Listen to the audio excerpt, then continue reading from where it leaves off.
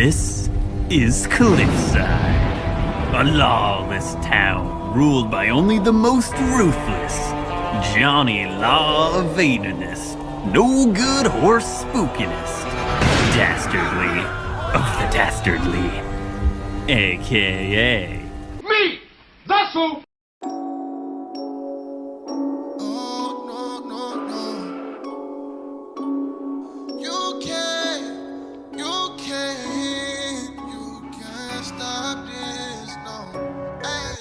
I know that this is my destiny. I was at my lowest, he saw the best of me. All of my doubts are the rest in peace. Buried them deep in the leg, I can work with the rest of me. Yes, I am blessed, never stress, disconnect from all my demons. They can never get the best of me. Truly blessed to be a... Remember how this town is surrounded by monsters? Yeah, what do you mean? I shot like 50 in the intro sequence. 50. Didn't even cry. Nothing suspicious about mentioning that, specifically. Tales from the Old West of North America are filled to the brim with dramatic yarns, gunslinging heroes, jaunty melodies about roaring outlaws of yore, and pioneer tales that all revolve around grand search for golden glory and the unknown annals of these new lands for all the dreamers throughout the bright, brave frontier. And there's the other side involving the natives, but that's for the Calamity Jane review coming out this fall. This episode is about the pilot for Cliffside. Cliffside is an American animated pilot that was released to YouTube in 2018 from creator Liam Veckers, predating Vivian Mederanos, whatever the fuck this I'm gonna be saying with this here accent I'm doing, Has-Been Hotel pilot, and Glitch Productions' first series of Meta Runner by one solid year for release time. Two production teams that have now generated and garnered reputations.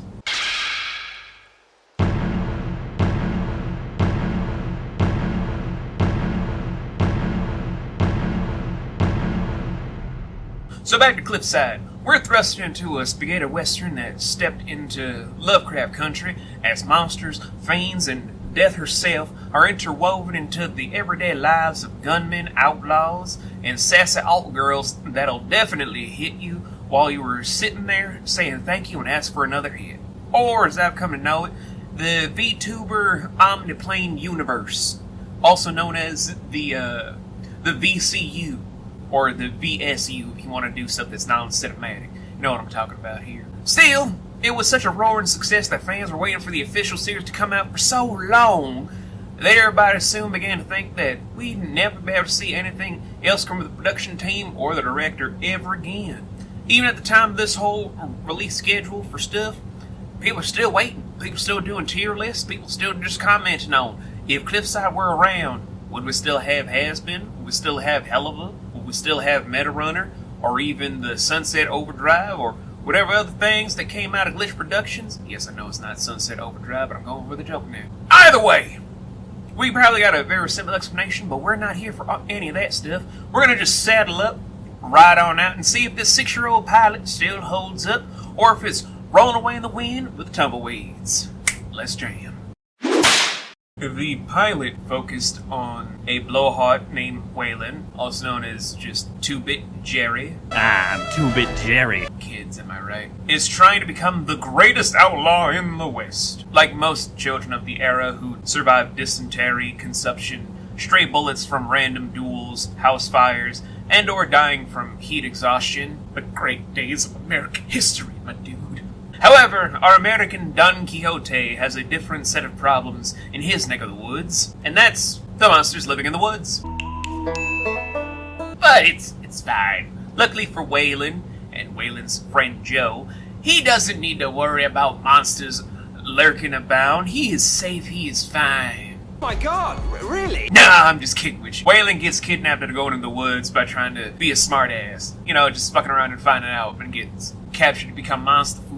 And meets a crab spider looking monster by the name of Cordy who wants to Cut it out. It's hard to really tell some days with monsters, especially if you're a carrier of the Monster Fucker Association. But Waylon, using his inner Usopp disease, charmed Cordy with tales of exaggerations and lies into following him right as a different monster and death came to kill Waylon, aka Whaley Boy Jimmy, I'm 2-bit Jerry. for being an idiot. But luckily for him, because it's the plot, he has main character powers in an American cartoon. So he's able to squeak on by with Cordy as a brand new companion to his entourage of characters. So now, Waylon, with a brand new friend on his side that is monstrous after they've done some wacky shenanigans, teaches Cordy how to be an outlaw the same way that Joe probably taught Waylon. Let's be honest, Joe is the one that wears the pants in this friendship. And after she becomes good enough, they're just like, hey, maybe we're gonna be doing some fun stuff, but psych!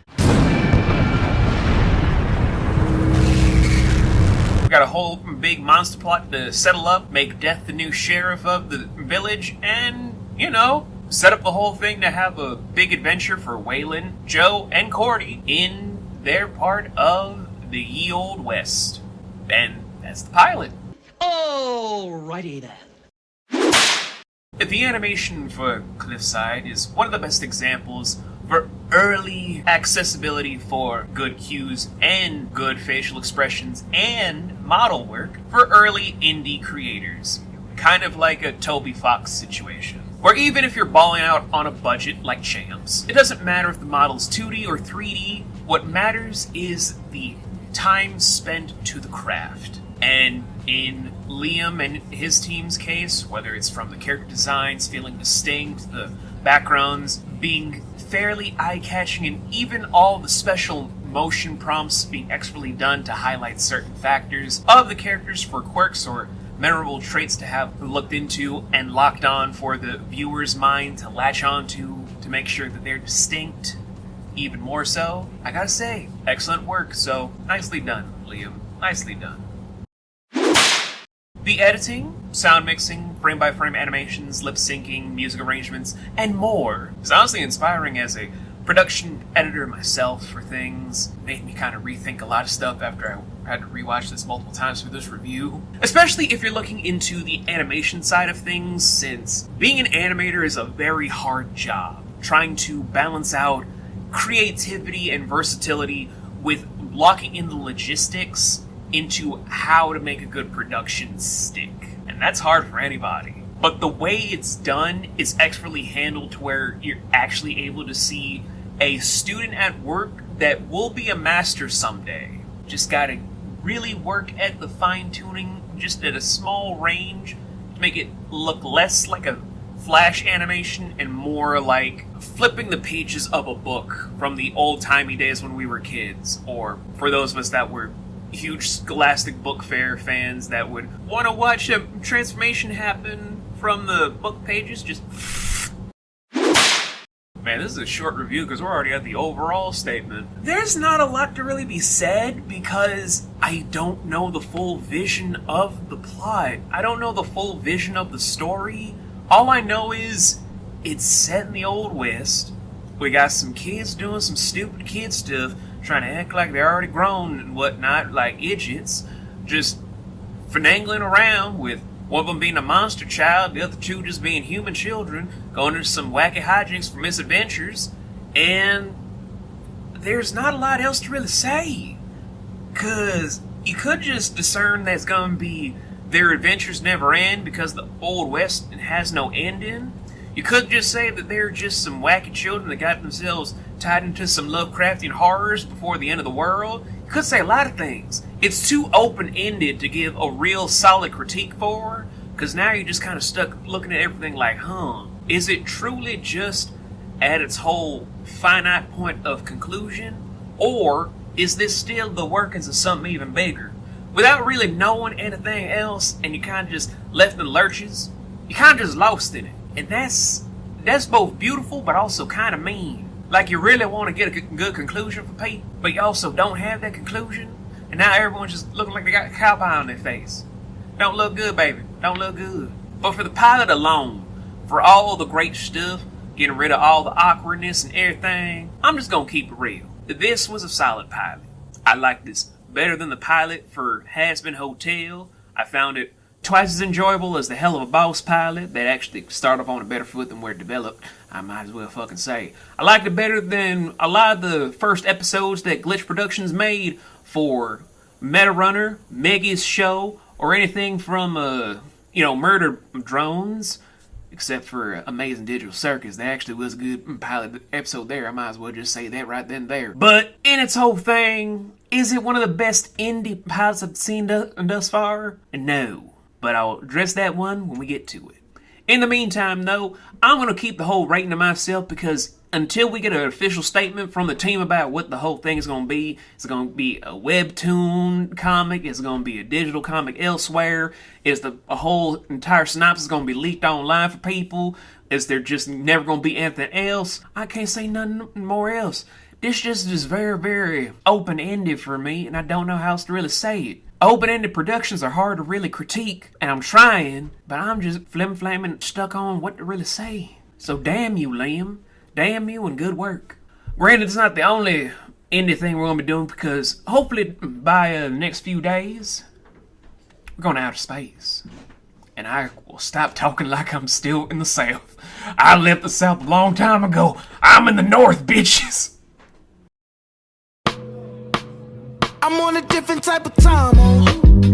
Don't be scared, it's a black thing. No, I walk around with a different type of pride, oh.